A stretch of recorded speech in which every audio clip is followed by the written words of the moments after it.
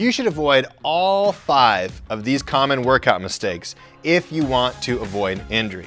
And let's start with the first one, which is floppy feet. I'm gonna show you what that means. See, if we do something like a lunge and our foot is not active and our arch is flat like this, and I go to stand up, I end up losing my balance, right? So if we don't have active feet, then guess what we have? We have floppy feet. And floppy feet means more pressure on the knees, hips, and the lower back. So instead of having floppy feet when you're working out, whenever we're doing anything, try to open the toes, grip the ground with the toes, activate and squeeze the foot against the ground to activate the arch. And then if you're doing something like a lunge, a squat, anything, we can stand up from there with active feet instead of floppy feet. The next thing is wobbly knees. And I see this all the time. And I'll show you this in the lunge again. A lot of times when people stand up from the lunge, you'll notice this. Their knee wobbles like that, maybe from side to side as they stand up, especially wobbling inward.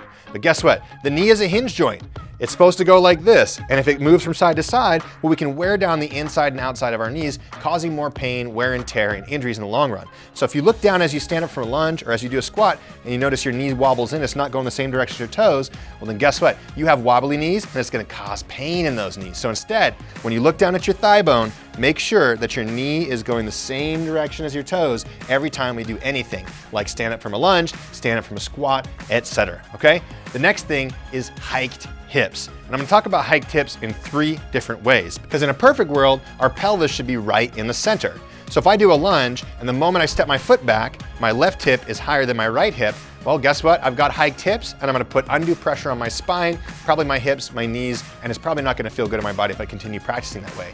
So whenever we do any movements, taking time to put our hands on top of the hips, make sure your hips aren't hiked from side to side is a really good idea. And then when we do our lunges, everything stays nice and level like this. Another thing about hiked hips is making sure that you don't have what's called an anterior pelvic tilt like this, where the backside of your hips are hiked up. If we do lunges like this, then again, we're putting too much pressure on the lower back and not enough pressure on the hamstrings and the glutes. So instead, just like before, we want to make sure our pelvis is in the center so that we don't end up hurting our lower back. And finally, we also don't want to be in a posterior pelvic tilt where our upper back is rounded forward and we are again putting too much pressure on the lower back. Again, we want to find that middle ground for the pelvis so we don't have hiked hips, because when the pelvis is in the center, it protects our lower back, makes us stronger, and makes our body feel a whole lot better.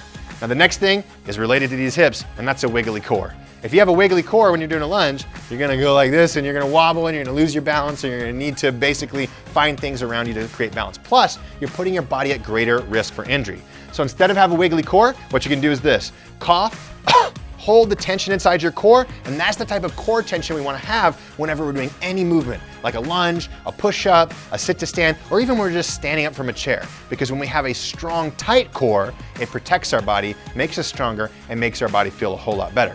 Now the final thing is twisted shoulders, right? So just like the hips, I never want somebody to come down and do a lunge and have one shoulder rolled forward like this, or maybe even both shoulders rolled forward like this. And this is really common. A lot of people have this bad posture, which means their shoulders are twisted and rolled inward like this. So one of the best things we can do is we can open up the chest by turning our palms forward as we do some of these movements, because it's gonna immediately roll the shoulders out and get rid of those twisted shoulders. Combine that with a tight core, nice stable hips, balanced hips, not wobbly knees, and active feet, and guess what happens? Our whole body becomes stronger, more resilient, and we feel so much better.